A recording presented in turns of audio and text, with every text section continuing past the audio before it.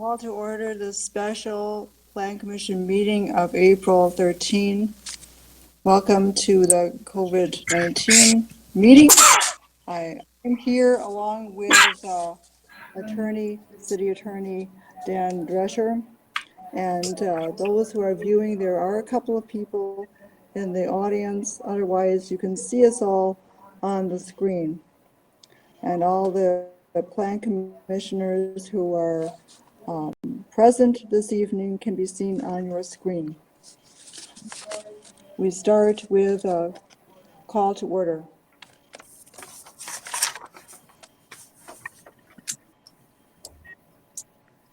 You ready for the roll call? Sure. Yeah, go ahead. Thanks, Betsy. Mr. Foster? Mr. Foster? Mr. Holman? His mic is off, Betsy. Okay. I don't see him either. He's down at the bottom. He was here before. He was here earlier. Oh, I see him there. Okay. Mr. Schumacher? Here. Mr. Coots? Here. Ms. Lazaris? Here. Mr. Magnuson? Mr. Grady? Here. Here.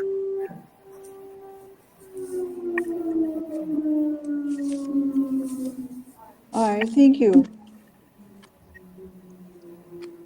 We go next to questions and public comment. The public may address the Plan Commission at this time regarding items that are not on the agenda if you have already registered with the clerk in advance. But we do have a public hearing this evening, so for this public hearing, that would be the time to comment on the public hearing. Is there any public comment at this time?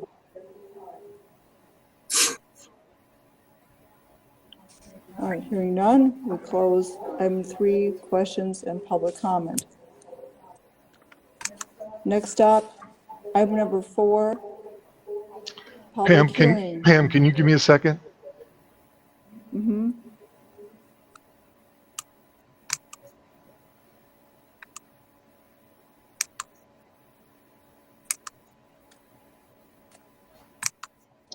There are several people on here whose mics are muted that may want to participate. Is there anybody, if you can check your mics, like Steve Holman, I definitely know you need to check your mic. Trent, Sharon, Unce.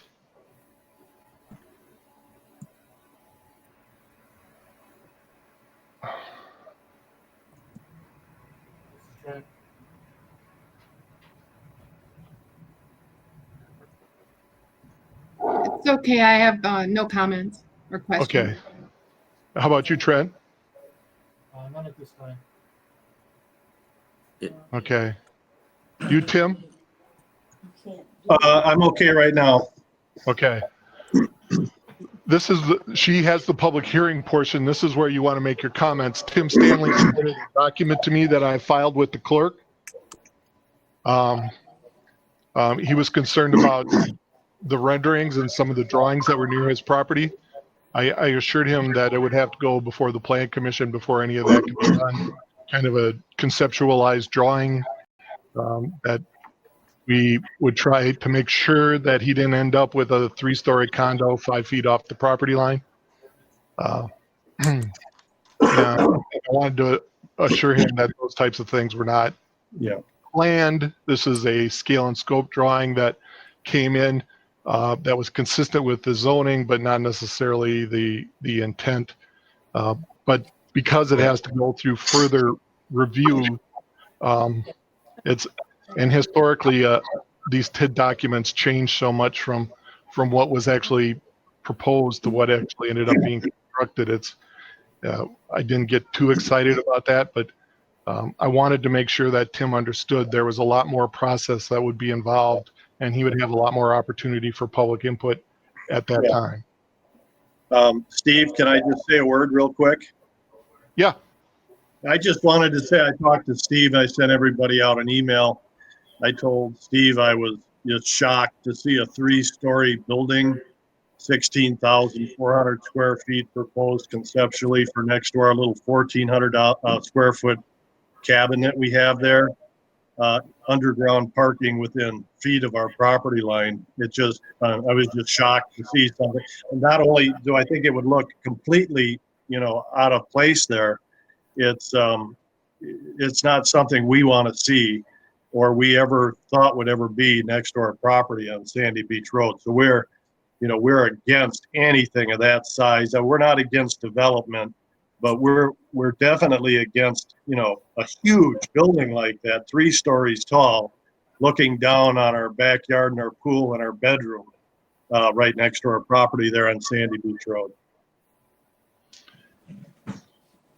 yeah, and we'll note that. I put that in the record, and Yeah. it's being recorded right now. Hello, Mr. Foster. And we'll make sure that that's part of it, and note that if anything occurs, you'll get a notice because you're a next door property neighbor, and any zoning changes and any site plans like that would be reviewed. Yeah. Like I said to you, Steve, I mean, our property line is like 5 feet off of there. So, I mean, that is not something we want to see next to our house, period. So, Yep, I get that. Thank you. All right. We have item number 4 to announce yet, and that is public hearing regarding proposed boundary and project plan for tax increment district number 5, amendment number 1 in the city. So now we have already heard some comments. Is there anyone who wishes, this is the public hearing portion of this item.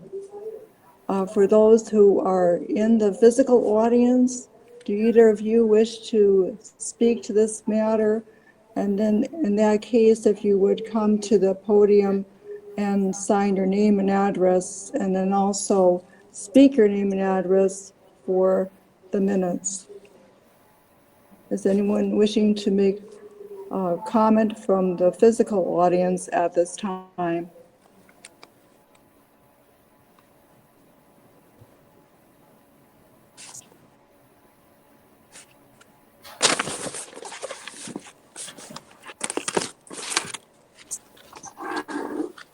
Good evening. Patrick Doyle, Lake Mills, Wisconsin.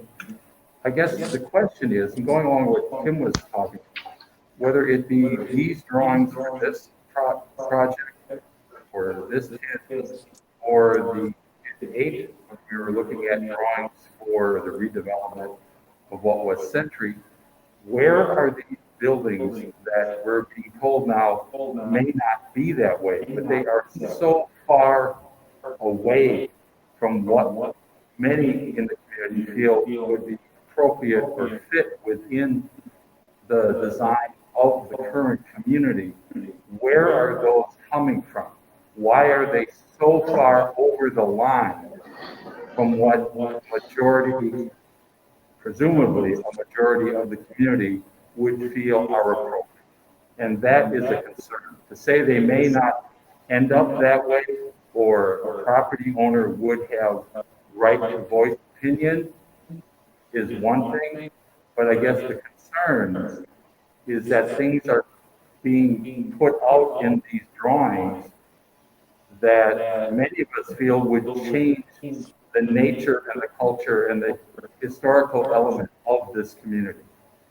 For those types of buildings to be what you would first see coming into Lake Mills from the south end totally changes the view of what many people have is Lake Mills. And I guess that's the concern. And if those drawings don't have to be put out that way, I think there's a lot of concern being caused by the way those are being put out.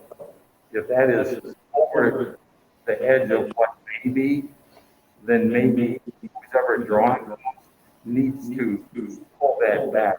I think there's a lot of people in this community that are feeling stressed or concerned because what they're seeing is way over what they feel would be. Thank you. Okay, thank you, Mr. Doyle. Is there anyone else who wishes to comment? I see an indication of no from the physical audience. Is there anyone online joining us who would wish to make a further comment on this proposed amendment to District Number 5?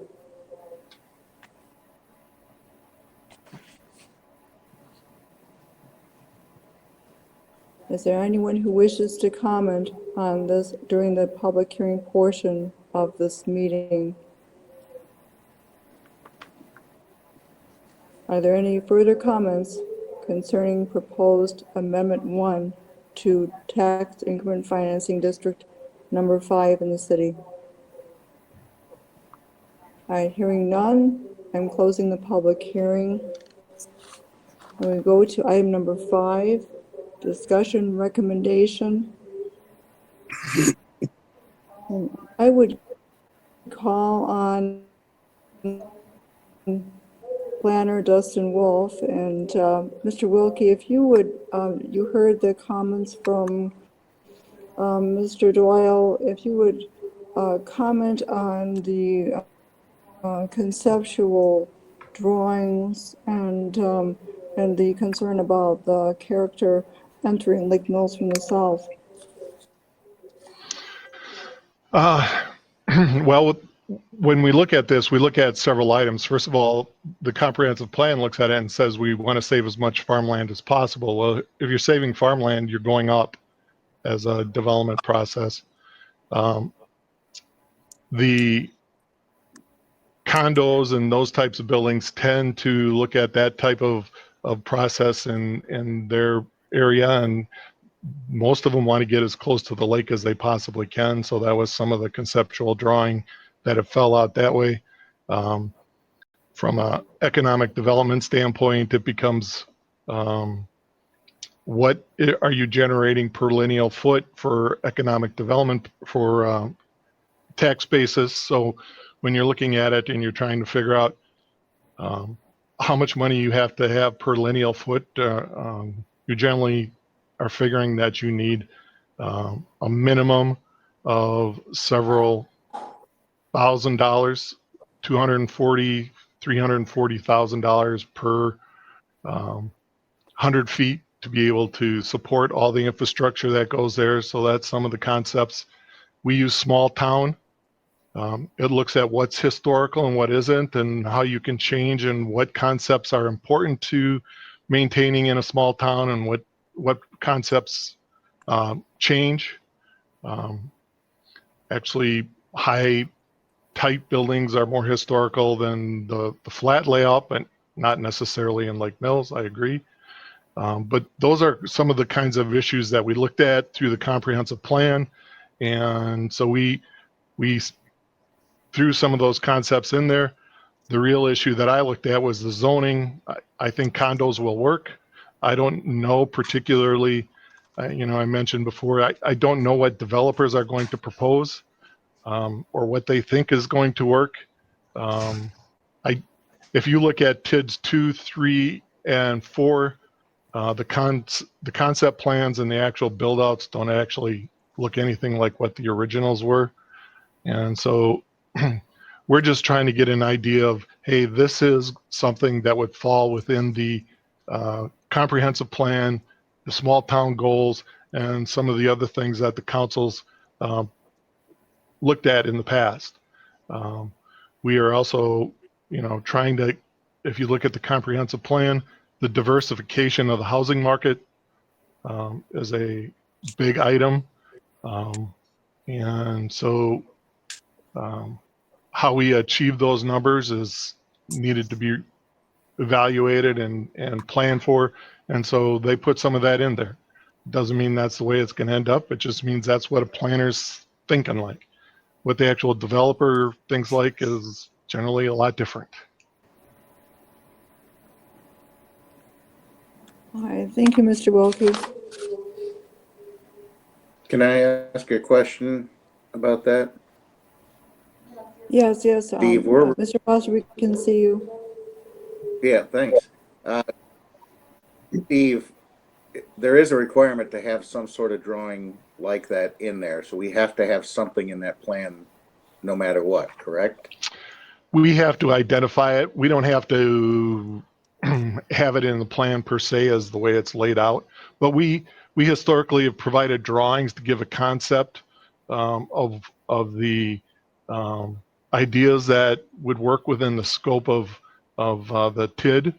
Where exactly and how it would be, that would have to go through public review and comment again. So, you know, having it next to Mr. Stanley's house is probably very unlikely. If you remember how Arbor Creek went, they proposed those small lots with a lot of the public open area. East Mills kind of was upset, so they agreed to put a lot of the big lots up against the East Mills Drive. Actually, nowadays, you couldn't tell the difference between the large lots and the small lots based on the houses and the uses. So it wasn't consistent with what happened, but the developer was willing to make that accommodation. I'm sure that when the any development proposal came in for that area, they would look at that. The city council and the planning commission would consider those things along with staff, and we'd make recommendations to them that'd be more consistent. You know, if it moved down closer to the intersection and there was a taller building there, maybe that would move forward. It definitely wouldn't go up against Tim's property, in my opinion. Although, you know, I never know what the planning commission and the city council are going to move for. But historically, we've had that type of conversation in the past. But if nobody wants it, it doesn't happen. You know, this TID's been in place for 5 years already. We haven't had any development in that area as of yet. The Tyrannina Point subdivision will be kind of the kickoff point. The overall development down Sandy Beach Road, you know, I don't know how that will go. I anticipate seeing more development along South Main Street. So the 1204 lot that we have, the redevelopment of the Dan and Teratopol site is looking pretty likely. But you know, if it gets proposed by somebody, it's not my job to tell them yes or no. It's your guys' job to tell them yes or no. I tell them this is what the zoning is. These are what the concepts are. These are what the zoning rules are, and in order to be able to work within those concepts. And this TID plan doesn't provide any zoning concepts or anything. So it's not like this is the height the building is allowed, or this is the way a building is allowed to look, or anything along that line. You gotta, of course, we don't do much on single family homes for look, but multifamily and commercial industrial, we have a very strict guidelines. Yeah, and that was one point that you put out there that people may want to look at, because this plan, the only thing that this plan does is amend it. It adds some extra areas to it. So the diagrams and the pictures that were in there, as I was looking through this, I said, I've seen this before, and I had to look back, and it was the exact same thing that we used when TID 5 was approved. So yeah, those pictures have been in there for many, many years. And I'm not saying anything good or bad about that as far as people not seeing it, but it's just, we've talked about this in the past. And my take is if we don't have to have those pictures in that proposal, we may want to think about just not putting them in there, similar to what Mr. Doyle had said. So that's something we can talk about later. Mr. Foster, this is Dustin Wolf. By law, the only graphic you need to have in there as it relates to projects is a general map that illustrates potential projects. The renderings you're seeing here or because of the focus at Main Street and Sandy Beach Road, because of all of the property that has now come under control of the city, as it the former Dairy Queen site and the Jaeger property, kind of along the golf course, and then what else could possibly with the former JJ site?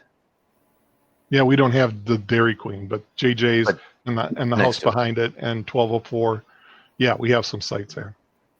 So, but by law, there's just one page in there that shows some potential road extensions and some potential utility projects. By law, that's all you need to have in there. And honestly, I do like having the pictures in there.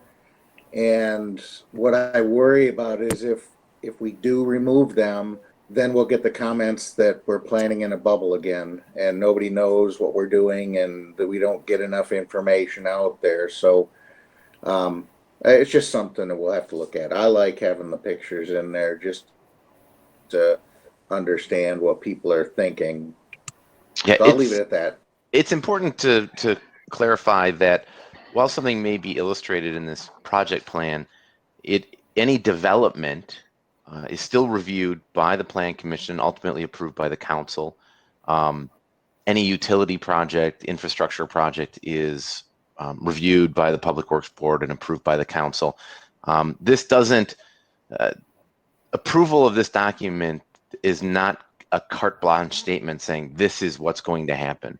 But as you said, Mr. Foster, we do try to show a clear picture of some of the key redevelopment sites and what could happen there. But that does not minimize the scrutiny that will and needs to occur on a site-by-site basis as a project comes forward. Ryan, if you unmute your mic, you could go. Right on. Thank you. No contractor would look at this and think, all right, well, I'm gonna go ahead and get involved with this on the basis of some of these drawings, right? Not in the sense that I think you're kind of alluding to, saying, great, I now have the approval or the blessing to go ahead and put that specific building up in that location.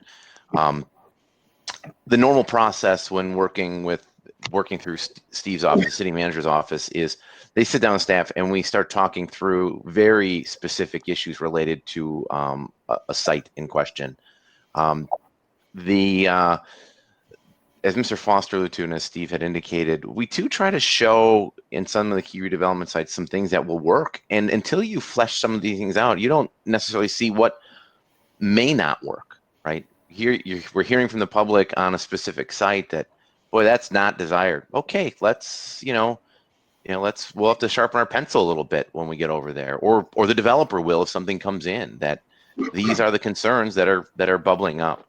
We use these graphics obviously to paint a picture for people to respond to, also to help us do the development assumptions projections, because we do have to have some level of development assumptions. Now, in this project plan, we don't assume any of the development moving down Sandy Beach is going to occur with this. When we're doing financial projections, we have singled out key sites on Mud Lake Road and along 89 that we think are likely to develop in the next few years based on the feedback we're getting from property owners and the development community. And so again, none of that is moving westward down Sandy Beach Road past the intersection at all. And when you get into the details, the table on development assumptions, it's very clear that we are only looking at the 1204 site that Mr. Wilkie spoke about, the Topol's redevelopment site, the JJ site, and then again, the new development, presuming there's reconstruction of Mud Lake Road and extension of utilities of a development down off of Mud Lake Road. Thank you. I appreciate that. One more question. Does the city own all of those properties on the south side of Sandy Beach Road up until that private residence, minus the laundry and the self-serve car wash? And then there's also two houses there right next to the bowling alley. Are those in the drawings? It looks like that's going to be a building. I'm just interested to know about those two houses as well. Steve, do you want to comment on the properties that the city owns? The city doesn't own land on the south side of Sandy Beach Road. It owns a handful of properties on the north side of Sandy Beach Road near the intersection. Right. Since Steve's not available, I'll talk. Okay. The city owns the corner where JJ's used to be, that restaurant that burned down. And then the house immediately to the west of that lot. And that's it for the city's holdings on Sandy Beach Road. Across Main Street from there, the city owns 1204 South Main Street, which is referred to as the Yeager property. That's it. Thank you. So So if you're looking, I'm sorry. so if you're looking at it from the standpoint of, we're not telling anybody they have to do anything with their property. If you don't want to sell it, you don't have to. I know for a fact that the DNR is not going to sell their property. But you throw a concept on there, it looks like that, but at some point in time, you end up dealing with what I think that Fiberdome might move their property someday. And I believe that maybe Laters might move their property someday, but the rest of it, I have no control over, and I have no idea what will eventually happen there. We just kind of throw something on there that says over the next 20 years, this could happen. Again, thank you. That's really helpful. Appreciate that. I do have a question, if that's all right. My question Yes, is yes, for go the. ahead. Go ahead, Josh. Hi there.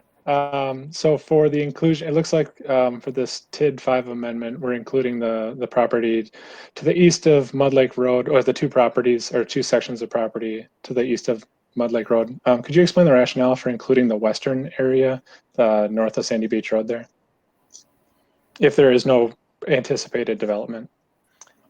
Well, when you're doing tax increment financing, you only have a limited amount of time, number of amendments to the property boundaries that you can make. And you have to have contiguity, and it has to be located within the city limits. So one of the things that we're running into is there's just a handful of properties that are kind of keystone in and out that are in the town versus in the city. So staying contiguous. The limited number, you have 4 territory amendments over the life of the TID once you create it. So you generally don't add just one property at a time. You try to kind of expand the boundary. Especially property that's already developed, it doesn't impact anything. They still pay everybody still pays their taxes like you normally would to all the taxing jurisdictions. When something's already built on, the value of that property generally doesn't go up exponentially. So we do try to include properties that are likely to redevelop in the time frame that the tax increment district would be in place. This is a 27-year plan district, right? So a lot can happen over 27 years. We're already seeing a lot happening just because of the Main Street reconstruction, which we anticipated we were going to start seeing some movement on properties around there. So that's why they were included. Some may have been included because we know that there's going to be some utility needs in the future, failing sewer, failing water, or the need to just extend utilities to them to help them reach kind of a higher and better use on some of the properties. The city does not have the mindset where it's going to go in and it's going to tell someone they must redevelop their property or is going to move anybody out. But we do like to have properties included in the district because it is to their benefit if they are looking to redevelop or looking to sell at some time in the future. Within reason, if you aren't in the district, you don't have TID dollars available to you. So should there be something that happens there, environmental remediation may be one of them. That's a lot of things that we would see on Sandy Beach Road on some of those former light industrial sites. Because it's in the TID, we can use TID funds instead of general levy dollars to help with any environmental remediation. So there might be a business there that wants to make improvements, and they may come to the city and say, are there TID monies to help? In the downtown, one of the things we'll expect is facade improvements of some of the buildings, or helping them offset renovation costs, because renovating those historic buildings is significantly cost prohibitive to most people because you can't get the return on the amount you would have to sink into an late 19th, early 20th century building to bring it up to contemporary standards. So some of those things we would imagine seeing here at some of those properties that were developed 30 and 40 years ago, some maybe even longer, that are just pretty long in the tooth. So we would expect them to redevelop in the next 15 to 20 years. Great, thank you.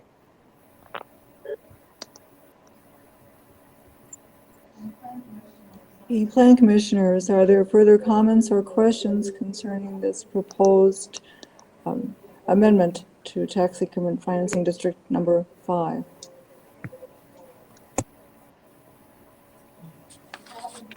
We have in front of us Plan Commission Resolution 20-1 approving boundary and project plan for Tax Increment District number 5, Amendment number 1, City of Lake Mills, Wisconsin.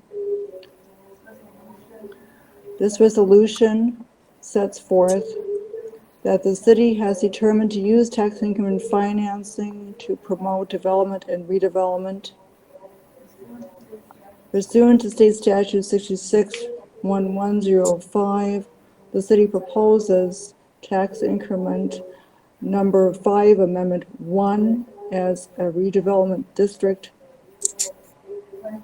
That the Plan Commission prepare tax increment district number 5, Amendment number 1, project plan to include the following. A, statement listing the kind, number, and location of proposed public works or improvements. B, economic feasibility study. C, estimated costs. D, methods of financing. E, map showing existing uses and conditions. F, map showing proposed improvements and uses. G, proposed changes of zoning ordinances, master plan, map, building codes, city ordinances. H, estimated non-project costs. I, statement of the plan regarding any relocation of any persons to be displaced. J, statement how the amendment of the district promotes orderly development. K, statement the proposed project plans, project costs include cash payments made by the municipality to owners, lessees, or developers of land. L, statement that the city may undertake projects within territory located within 1/2 mile of the district boundary. M, city attorney opinion that the plan is complete and complies with Wisconsin statutes 66-1105 4F. The resolution also sets forth project costs may include cash grants made by the city to owners, lessees, or developers of land located within the tax increment district, and may include projects within a 1/2 mile radius of the proposed boundary. The city has determined the conditions exist within the designated area that meet the definition of blighted area under Wisconsin statutes 66-1105 2 AE. This also sets forth tonight's publication of the hearing and notices to taxing jurisdictions applicable to the district. This resolution provides that the Plan Commission resolves the following. 1. Boundaries of tax increment district number 5, Amendment 1, will be as illustrated in map 1 of the project plan. 2. Not less than 50% of the real property in the district meets the statutory definition of blighted area under Wisconsin statutes 66-1105 2 AE 1. 3. The district is declared to be a blight area district. 4, the equalized value of the taxable property of the district plus the value increment of all existing districts does not exceed 12% of the total equalized value of taxable property within the city. 5, boundaries of tax increment district number 5, amendment number 1, will include territory that was not within the boundary of the city of Lake Mills on January 1, 2004, and where less than 3 years have elapsed since the territory was annexed by the city. 6, the percentage of territory within the district devoted to retail business at the end of the expenditure period will be less than 35%. 7, property standing vacant does not comprise more than 25% of the area in the district. 8, improvement is likely to enhance significantly the real value of other properties and that development would not occur without the tax increment district creation. 9, project costs relate directly to blight elimination and redevelopment, and the economic benefits are sufficient to compensate for the cost. 10, the city's opinion is that the benefits outweigh the anticipated tax increments to be paid by the district's property owners. 11, the date of tax increment number 5, amendment 1 is effective January 1, 2020. 12, the project plan of the district is feasible and promotes orderly development in the city in conformity with a comprehensive plan. 13, the project plan and boundary for the district is approved and the Plan Commission recommends approval of tax increment district number 5, amendment number 1 to the City Council. The Plan Commission recommends that the City Council approve the boundary and project plan for district number 5, amendment number 1, City of Lake Mills, Wisconsin, pursuant to the provisions of Wisconsin Statutes 66-1105 4G. This is the content of Plan Commission Resolution 20-1 before you, Plan Commissioners. Are there any further questions, observations concerning the proposed amendment to District Number 5? Or the project plan that was included with this agenda?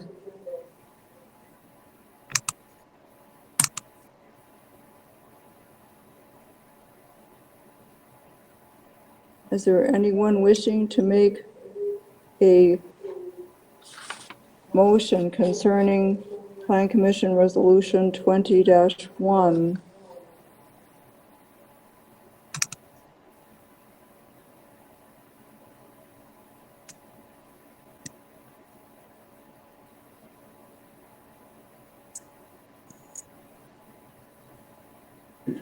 I'll move adoption of Plan Commission Resolution 20-1. I'll second. It has been moved and seconded to pass Resolution 20-1, which recommends to the City Council approval of Amendment Number 1 to Tax Increment Financing District Number 5 in the city. Are there any further comments regarding this motion?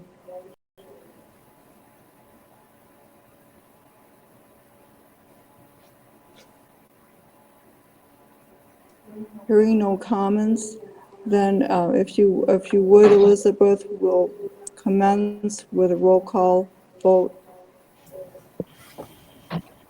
Mr. Holman?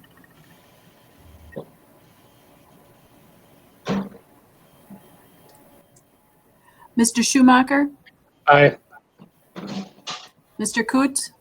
Aye. Ms. Lazares? Aye. Mr. Magnuson? Oh, excuse me. Mr. Grady? Aye. Mr. Foster? Aye. Motion passed.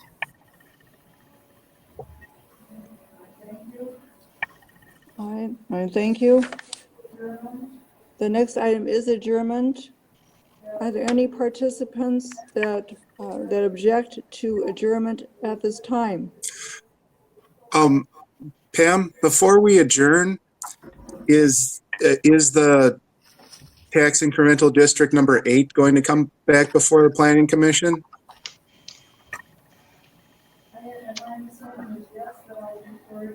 My understanding is yes, but I'll defer to Mr. Wilkie on the time anticipated for that, since the events that we're in at the moment. I anticipate that if we see it, we'll see it probably late in the fall. Aye.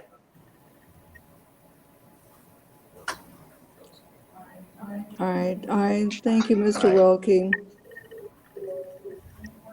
Is there anyone who objects to adjournment at this time?